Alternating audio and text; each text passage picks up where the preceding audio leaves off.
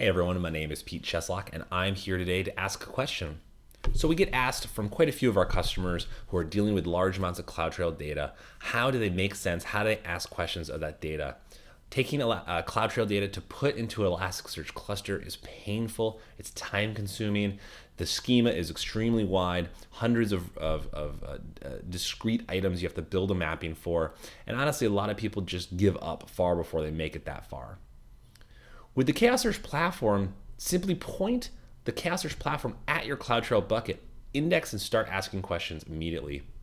We have the concept of schema on read, so we can identify for you strings, numbers, time values, etc., all automatically, all without any sort of user intervention. Of course, you can always override this after the fact, and you can do so without reindexing. So create an IAM read-only account for us on your Cloudtrail data. We will index that data. We write the indices into your bucket in your account, and all of the queries happen against your data in your S3. From here now, I can use tools like Kibana in order to start asking questions of this data.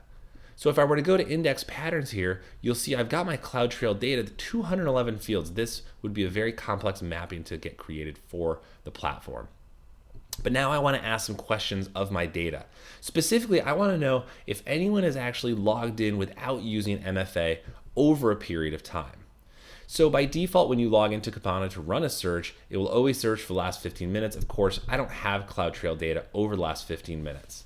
Now I'm going to do a search for MFA used, and I'm going to say equals no. Now I need to expand my time horizon out, and I'm going to now search over the last 6 months, anyone who's logged in without using MFA. And you can see I get that answer back pretty quickly. Now let's dive into this. Who logged in without MFA? Because you know what? We just got to go figure out, maybe do a little light blaming on the users who are logging in without any sort of MFA, because that is not a good security practice. So we'll just go down to here and see that it's Pete Cheslock who logged in. So we'll have a talk with Pete Cheslock and make sure that he knows that logging in without MFA is not okay. But from here, I can even do some additional visualizations where maybe I want to get some information about different services that I'm using, or even like source IPs.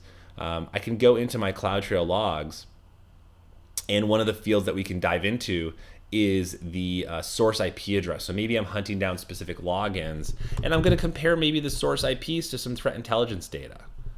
I can go and find all of the top IP addresses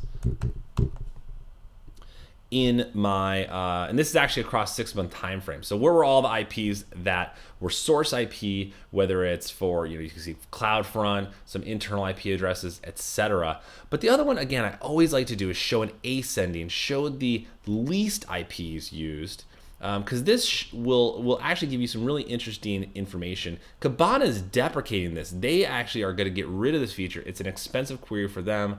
But for the ChaosSearch platform, it's very simple. And you can actually see one very interesting point here. Amazon internal IP. It doesn't even list an IP. It just says AWS internal. So I want to figure out what service was this for. What did Amazon internal do within my account? I can pin this filter, go back to Discover. I'm still referencing the same 6-month time window. I'm going to remove that last query that I did because I just want to use that AWS internal view, and I'm going to find out what happened here. And so as I expand out this field, I can go down and say, oh, okay, the event was system maintenance, and it was them upgrading my key policy. They used an upgrading for KMS, it looks like, to support some new features. You can see exactly what they did and when they did it. So you can see how very quickly it was to take my Cloudtrail data sitting away on S3, indexing that data, making it valuable, and now getting real insight into what's going on in my Amazon account. I'd love to chat with you more. If you have questions that you're trying to ask, that you're struggling to get answers on, I'd love to give you a demo. Reach out so we can chat more, and we'll talk soon. Thanks.